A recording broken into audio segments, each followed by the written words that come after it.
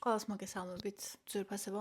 დღეს მინდა ვისაუბროთ ემოციურ კვებაზე და ჩემს მარათონში ერთმა ძალიან საოცარმა გოგომ დასვა კითხვები ამის შესახებ და მე მინდა რომ ეს ამ თემაზე ვისაუბრო ყველასთვის, იმიტომ რომ ეს არის ძალიან მნიშვნელოვანი. თუ შენ ერთხელ მაინც ცხოვრებაში გქონია და თუ მით უმეტეს კიდე თუ არაერთხელ გქონია ესეთი შემთხვევა რომ ჭამ არა, იმიტომ რომ გშია, უბრალოდ იცი რომ საერთოდაც არ გშია, შეიძლება უკვე დისკომფორტსაც კი განიცდი, მაგრამ მაინც ჭამ, იმიტომ რომ თავს ცუდად გრძნობ და იმიტომ რომ რაღაცას ვერ უმკლავდები, შეიძლება ჭამ უარყოფითი სტრესის დროს, ანუ როცა შენ ცხოვრებაში რაღაც ცუდი ხდება, ან შეიძლება ჭამ დადებითი სტრესის დროს, ანუ როცა შენ ცხოვრებაში რაღაცა კარგი ხდება, ან შეიძლება ორივე ვარიანტში ჭამ, ანუ ნახე, კარგი ხდება ჭამ, ცუდი ხდება ჭამ, ანუ შენთვის ჯილდო არის საკვები, დამშვიდება არის საკვები და შეიძლება სასჯელი არის მკაცრი დიეტები. დღეს მინდა რომ მე და თქვენ ამ თემაზე ვისაუბროთ.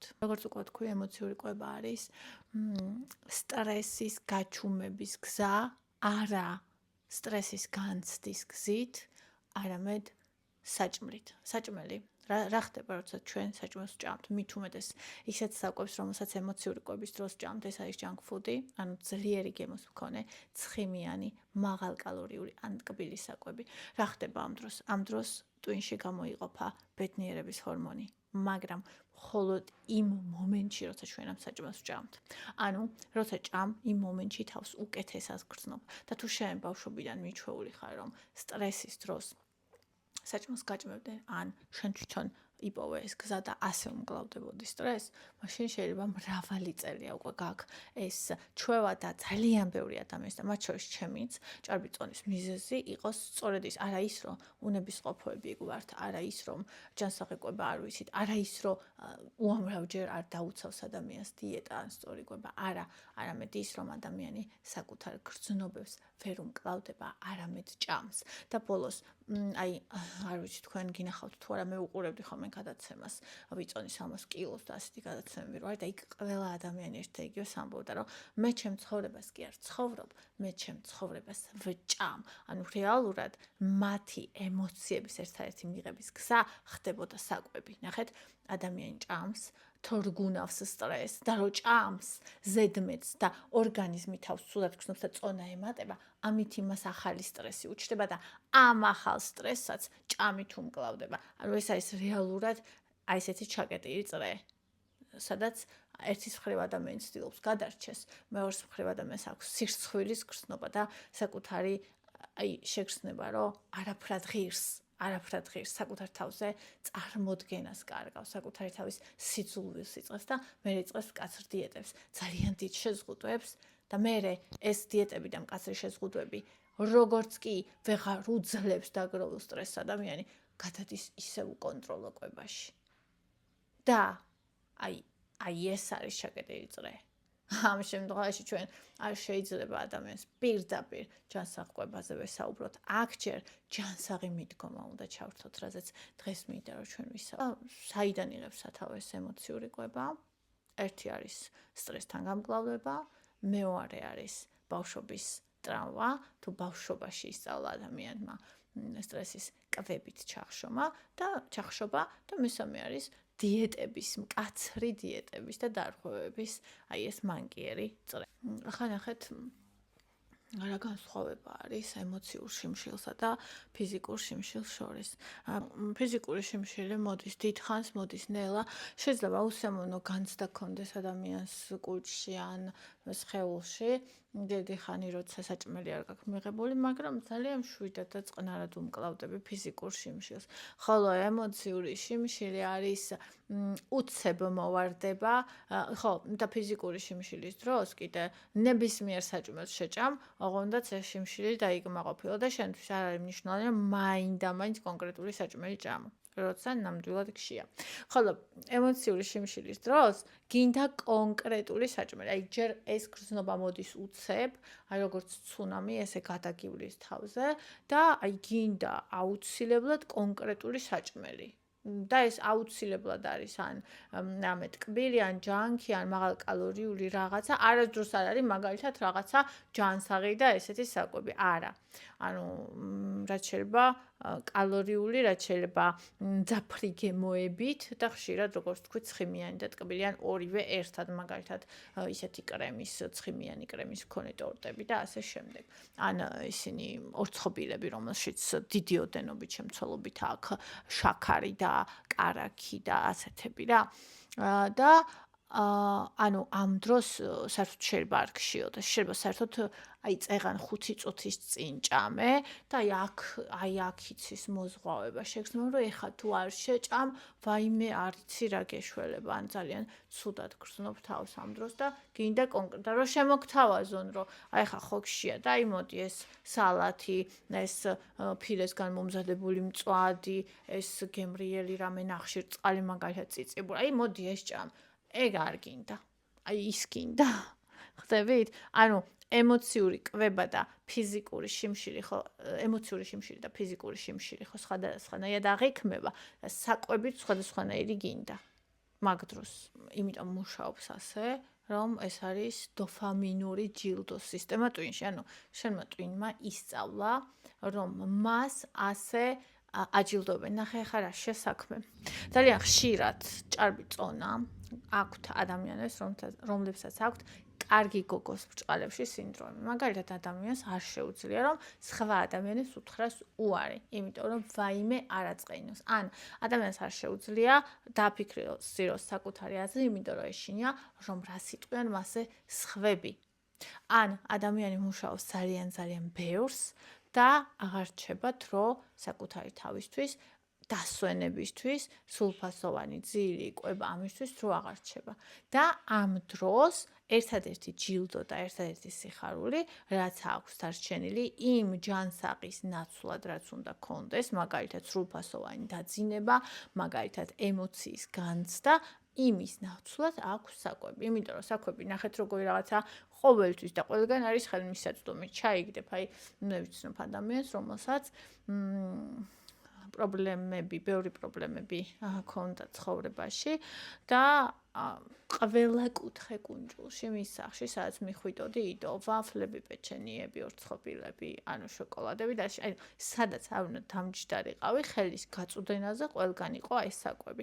და როცა შენ ხარ ძალიან დაკავებული, თუ დაკვირვები ხარ ძალიან დაკავებულ ადამიანებსაც, რომლებსაც მშვენიერი პასუხისგებლობის გრძნობაც აქვს, ნებისყოფა და ყველაფერი, აი ეს პრობლემა აქვთ, იმიტომ რომ ყველაფერი აქვთ ადამიანებს კონტროლში და ეს სფერო აქვთ მიშვებული და ამ სფეროთი თავს იმშვიდებენ, ასე ვთქვათ. და ასევე, როცა ჩვენ არ განვიცდით ჩვენ ემოციას, ნახეთ როგორი რაღაცა ხდება. მაგალითად, მე გავბრაზდი ან რაიმე უარყოფითი გრძნობა მაქვს, რომელიც ჩვენს საზოგადოებაში ესე მიიჩნევა, რომ არ შეიძლება, ანუ არ შეიძლება რომ გაბრაზდე, არ შეიძლება რომ ნეგატიური ემოცია გქონდეს. ეს უნდა ჩაახშო, არ შეიძლება რომ ცუდად იყო, არ შეიძლება რომ იტირო. ანუ ალბათ გაგიგონიათ ფრაზები, რომ იმ შენ ისეთი ძლიერი გოგო მეგონე და შენ როგორ ტირი ხარ? და ნახეთ ჩვენ იმას კი არ ვცდილობთ, რომ ჩვენი გრძნობა განვიცადოთ, კი შეიძლება ჩვენი გრძნობის განცდა ვიღაცისთვის არ იყოს ლამაზი. აი ხა მე როცა ვბრაზობ, შეიძლება ეს ვიღაცას ძალიან არ მოეწონოს, მაგრამ ნახეთ, მე როცა ვბრაზობ და ამას მე არ ვიმჩნევ და არ ვამჟღავნებ, ჩემში არის ქარიშხალი. და როცა ეს ქარიშხალი ჩემში არის, ამ ქარიშხალმა მე ვარ მომკლას, რაიმე გზით ვუმკლავდები და ეს არის ხშირად მავნეჩვევა, მოწევა ან ჭამა. როცა ჭამ რა ხდება? ეს გრძნობა სრულიად კი არ ქრება. აი როგორც წარმოიდგინე, გაქვს შაკიკი და ექიმთან არ მიდიხარ იმისთვის, რომ გაიგო მიზეზი და ამ მიზეზს უმკურნალო, არამედ შენ უბრალოდ ტკივილ გამაყურჩებელს სვავ.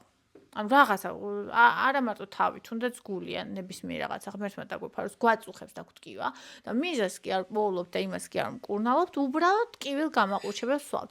აი ზუსტად ამ ტკივილ გამაყურჩებლის როლში არის ჩვენთვის საკვები. ანუ ჩვენ ამ დროს უბრალოდ ტკივილის სიხშირეს ვუწევთ ქვემოთ იმისთვის, რომ ამ ტკივილს გავუძლოთ. მაგრამ ახალ ტკივილს კიდე იწვევს ჩვენში ის, რომ ჩვენ ამითი საკუთარ თავს ვკარგავთ. ნახე, ეხლა მე ვარ ადამიანი, რომელსაც ეს პრობლემა ქონდა და მე მკითხეს TikTok-ზეც ამისვეს ეს კითხვა, რომ აი ადრე რო შენ ემოციებს ჭამდი და ეხლა რო განიცდი, ანუ შენ რანაირად ახერხ, ანუ სად მიგაქ ის ემოცია, რა ხდება.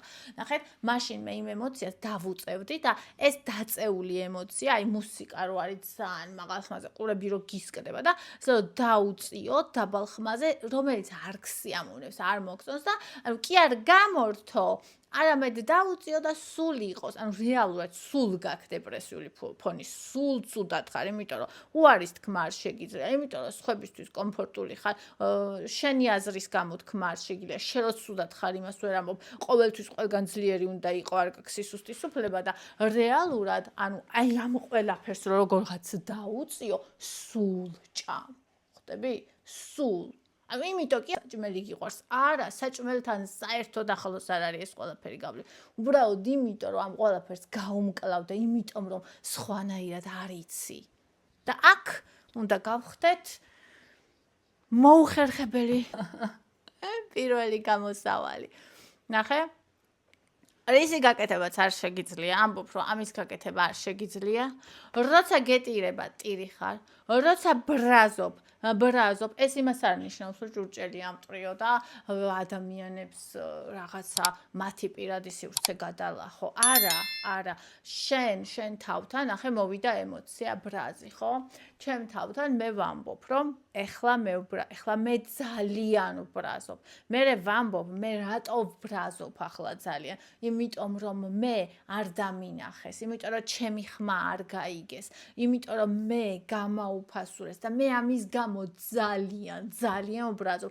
მე როცა მე აი ამას უკვე განვიცდი და ეს უკვე ვიცი, მივდივარ იმ ადამიანთან, არა პირველ წამებში აფექტის, არამედ მე რაც მე ჩემ თავთან ეს უკვე გავიარე და ვეუბნები რომ მე შენზე ძალიან ვბრაზობ ახლა და ის მეკითხება რატომ და მე ვეუბნები იმიტომ რომ შენ მე გამაუფასურე მე თავს ვგრძნობ ისე რომ შენ მე გამაუფასურე არ დაინახე ჩემი მონდომება არ დააფასე ჩემი ძალისხმევა ანუ მე ჩემი ხმა ვერ გაიგონე შენ მე ადამიანად არ ჩამთვალე და მე ეს მტკივა და ამის გამო მე შენზე ძალიან ვბრაზობ როგორც კი მე ამას ვამბობ მე ჩემი ბრაზისგან ვთავისუფლდები აი არ ვიცი ამდენ მართალია მაგრამ გამიგონია რომ საქართველოში არა, მაგრამ სხვა ქვეყნებში გამიგონია, რომ სკამებს ზოგ კაფეში აკეთებენ ცოტა ისეთს, რომ არ იყოს ძალიან კომფორტული იქ ჩდომა, რომ ადამიანი დიდხანს იქ არ შეყოვნდეს და სხვა ადამიანისთვის განთავისუფლოს თავისი ადგილი. ასევე არ უნდა იყოს შენ კომფორტული იმ ადამიანებსაც, ვისაც უნდა რომ შენ გამოგიყენოს. ანუ ადამიანი მოვა შენთან, შენ უნდა ისწავლო არას თქმა. ეს ძალიან რთულია, გოგოებო. ეს ძალიან ადვილად ითქმევა, მაგრამ ძალიან რთულია. შენ უნდა ისწავლო არას თქმა. შენ უნდა ისწავლო საკუთარი თავის სიყვარულს და საკუთარი თავის ბრუნვა. მე კვებითმა თემამ და აი ამ ყველაფერმა მიმიყვანა იქ, სადაც ახლა ვარ. ჩემი თავი დამიბრუნა. და ჩემი თავი გამახსნევინა თავიდან, რომელიც რა ვიცი, სულ სხვადასხვა ნაწილები რო დაფლა მიწაში, აი ესე ცალ-ცალკე, ესე მქონდა ჩემი თავი, ხო? ჩემ გამო არა, მაგრამ იმ პირობების გამო, როგორშიც აღმოჩნდა და მე ეს ყველაფერი თავიდან მოვაქრო. რატო? კვების თემიდან დავიწყე და აი აქამდე მივედი. მე ვისწავლე, სად მიმაქ ხა მე ეს ემოცია, მე ამ ემოციას გამიცდი. როცა ეს ემოცია მოდის, ეს არის შიში, ეს არის ბრაზი, ეს არის წყენა, ეს არის სიხარული. სიხარულიც კი წარმოიდგინეთ, რომ მოდის, აი ტალღა მოდის, როგორი იცი, აი მართლა ცუნამი მოდის და შენ დგახარ მაგის წინაშე, დგახარ და კი არ გარბი ხარ. ელოდები და აი მტკივილს აი იმ თავზე რომ გადაგივლის ეს ტალღა, იმ ტკივილს განიცდი, იმ ტკივილში რჩები და ეს ტკივილი მომენტში არის ძალიან წვავე. ანუ ის ადამიანები, ვინც ემოციების განცდას სწავლობენ და მეც მქონდა მიწერდნენ ხოლმე კომენტარებში, რომ რა მხიარული იყავი და ეხლა დეპრესიული გახდები. დეპრესიული კი არ გახდი, ნახე როგორი რაღაც არის ის ხელოვნური სიკარგე აღარ გაქვს საჭმლისგან რა, რაც შენი არც იყო და სამაგიეროდ როცა იწყებ ემოციების განცდას, ანუ გიჭირს ძალიან თავიდან, ხვდები, შეიძლება იფიქრო, რომ ძალიან დეპრესიაში ვარ და ძალიან დეპრესიაში კი არ ხარ, უბრალოდ იმ ტკივილს უძლებ, რასაც ადრე გაურბობდი და ეს მტკივნეული, ანუ ამას სწავლა ჭირდება, ამას დრო და პრაქტიკა ჭირდება, რჩები ტკივილში და მე იცი რა ხდება? ანუ იმ შემთხვევაში თუ ხმას დაუწევდი და ეს გამუდმებით წლების განმავლობაში გრძელდებოდა და ერთს მეორე ემატებოდა, აქ ხო ძალიან მაგრად გეტკინა, მაგრამ იმ ტალღამ გადაიარა და რო გადაიარა ამოისუნთქე და ეს ტკივილი გაქრა. აი იცით რას გავს გოგოებო, ვისაც ბავშვი გაგიჩენიათ. აი მაგას გავს, რომ საშინელი მშობიარობის ტკივილები რო გაქვს. უსაშინლესი, უსაშველო და მით უმეტეს ვისაც გაუტკივების გარეშე გაგიჩენიათ ჩემს თავი, მე პირველი მასე გავაჩინე, იმათ გეცოდინებათ.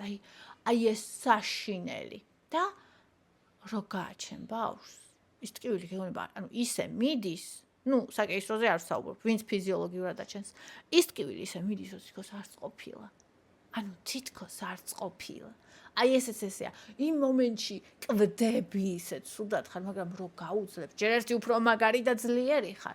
მეორეც ერთი ამ მძაფრ ემოციებს საჭმლისგან კი არა, შენი ცხოვრებისგან იღებ. მესამეც ერთი უფრო მართლა უფრო ძლიერი ხდები. შეიძლება დაჯდე და ნახევარი დღე იტირო, მაგრამ ეს იმას კი არ ნიშნავს, რომ შენ სუსტი ხარ. არა, ეს იმას ნიშნავს, რომ შენ უფრო ძლიერი ხარ ახლა, იმიტომ რომ არ გაიქეცი, იმიტომ რომ მაშინ როცა არ ტიროდი და ესე პოზა გეჭირა მაგარი გოგოს და შიგნიდან კიდე იშლებოდი. ხვდებით რას ვამბობ? ანუ ეს უნდა ისწავლო. ის არ არსებობს, ნახეთ, ის მცდელობა, ვისაც აქვს, რომ მე ახლა უბრალოდ არ შევჭამ, უბრალოდ რამდენი ხანი არ შეჭამ. როცა ეს შენი ნარკოტიკია, როცა ეს შენი ტკივილგამაყუჩებელია, თუ შენ გრძნობებს სხვა, ასე ვთქვათ, მიმართულებას არ მისცემ და განცდას არის და სად წავა ეს, რამდენი ხანი გაუძლებ. ანუ რეალურად გამოსავალი არის ერთი, ან ისე უნდა ჭამო, მეორე თუ არ შეჭამ, სხვა მავნეჩვევაში უნდა გადახვიდე და გადადიან ხოლმე თუ ჭამას თავსანებებენ, სხვა მავნეჩვევაში გადადიან და მესამე არის უკვე რომ გრძნობების განცდა ისწავლო. ანუ ხო, კიდე ერთი ვარიანტია, რომ შენ თავში დაიტოვა და მე ეს რაღაცა ცუდ დაავადებას და რაღაცა უბედურებას გამოიწვევს, იმიტომ რომ შენში დატოვებული ეს საშინელი განცდები, განუცდელი, ეს ძალიან ცუდია, გაგაგიჟებს. ანუ ვერ გაუძლებს ადამიანი. ამიტომ ერთადერთი გზა რეალურად არის ემოციების განცდა და ვისაც აქვს ემოციური კვება და ვისაც უნდა რომ წონაში დაიკლო და შეინარჩუნოს, ან ეხლა იკლებს და ეგ უნდა რომ შეინარჩუნოს, უნდა იცოდეს, რომ თუ ემოციების განცდას არ ისწავლის, ანუ აქ საკვები არ არის აქ თავარი თემა, ხვდებით? ტკივილის გაყუჩება. აი ამ ემოციის განცდა შენ უნდა ისწავლო. შენი თავი უნდა გახდე. იმაზე კი არ უნდა იფიქრო პეტარე და პავლე შენზე რას იფიქრებენ. არა. შენი თავი უნდა იყო და თუ ვინმესთვის შენი ნამდვილი თავი მიუღებელია, ჯობია რომ ის ვინმე შენ ცხოვრებაში არ იყოს. იმიტომ რომ მისი ყოფნა შენ ცხოვრებაში, ვისთვისაც შენ მარტო მაშინ ხარ მისაღები, როცა მას რო უნდა ისე იქცევი, არანაირ სიკეთეს არ მოგიტანს. ჭარბი წონის გარდა და კიდე რა ვიცი, სიკეთეებში არ გადის. პრაქტიკული რჩევები, როგორ დავიწყოთ ემოციების განცდა.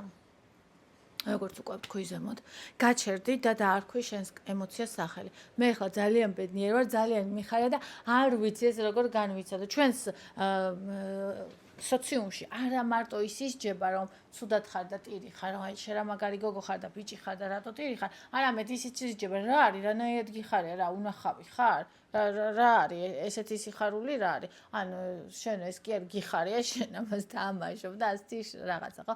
ვში არ გაინტერესებს.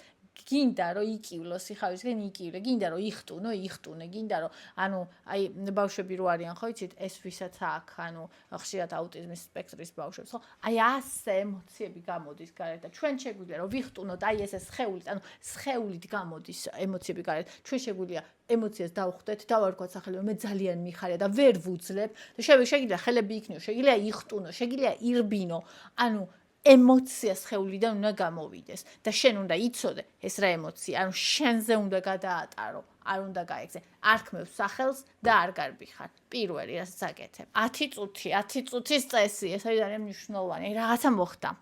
თანამშრომელმა ქმარმა, მეგობარმა, დედამთილმა, დედამ, ვინც გინდა, რაღაცა გაკადრა უკადრებელი, გაგამწარა და გამწარებული ხარ და წამოავლე ხელი იქ პეჩენიას, რომელიც დევს. დებ ამ პეჩენიას უკან და 10 წუთი ეუბნები შენ თავს. ეხლა მე 10 წუთი, აი აქ ოთახში წინ და უკან ვივლი, ამაზე ვიფიქრებ, ამასთან დავრჩები, ამას არ გავექცევი. აქ ვიქნები და თუ 10 წუთის მერე მე ამის შეჭმა კიდე მენდობა შევჭამ. როგორც წესი, ემოციური კვების სურვილი არის ტალღა და ამ ტალღას 10-15 წუთი გრძელდება. აი ამას თუ გაუძლებ, მე მიხვდები რომ საერთოდ არ გინდა ეგ.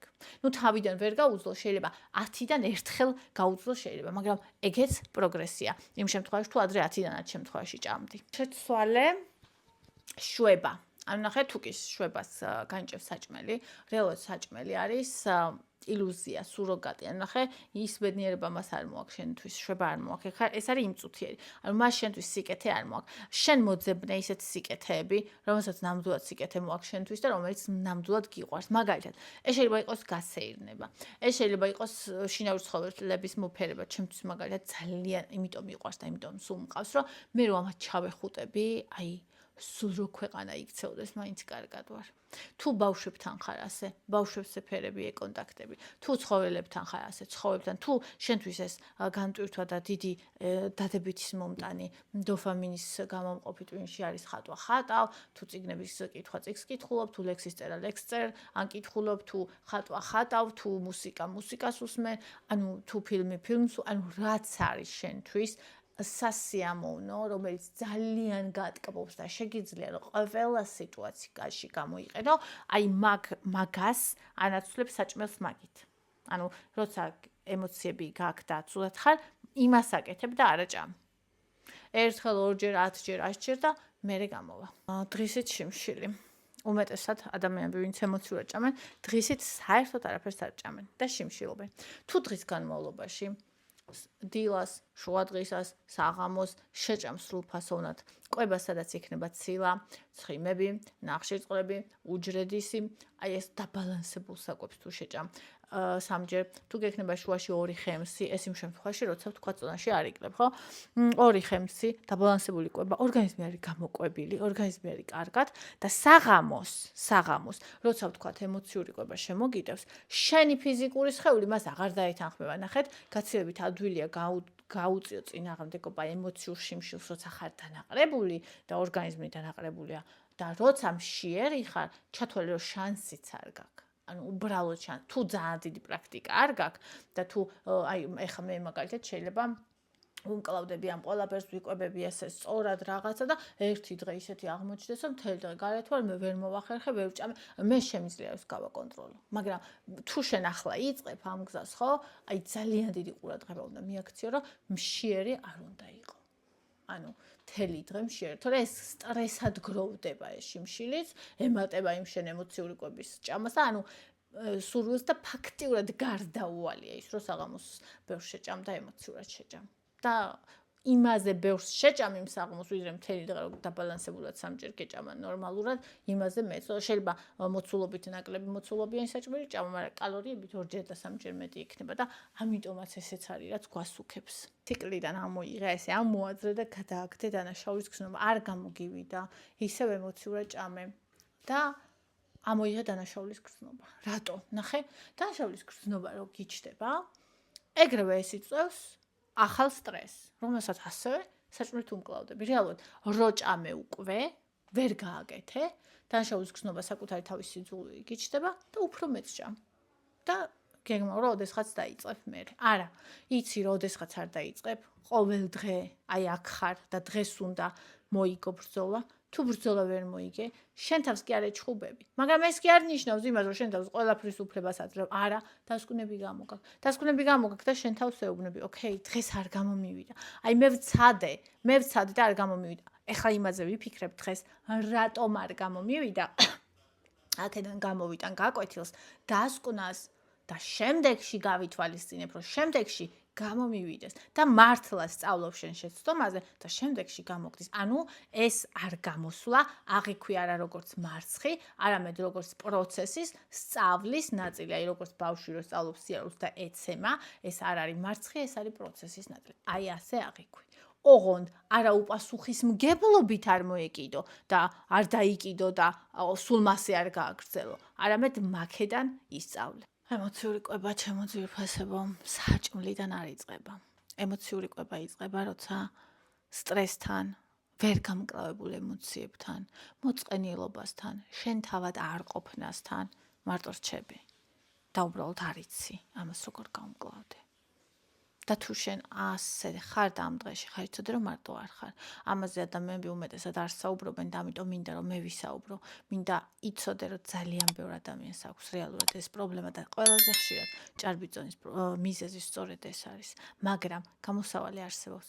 შენ შეგიძლია, აი მე რაც ზემოთ ვისაუბრე რჩევები, თუნდაც ესენი რომ გამოიყენო 6 თვის 1 წლის განმავლობაში პრაქტიკაში გადაიტანო, 1 წლის მერე სხვა ადამიანი იქნები. და თუ ამას გააკეთებ, მოდი 1 წლის მერე და კომენტარებში დამიწერე. მიყვარხართ, დალაიქეთ ვიდეო და გამოიწერეთ არხი მომავალ შეხვედრამდე.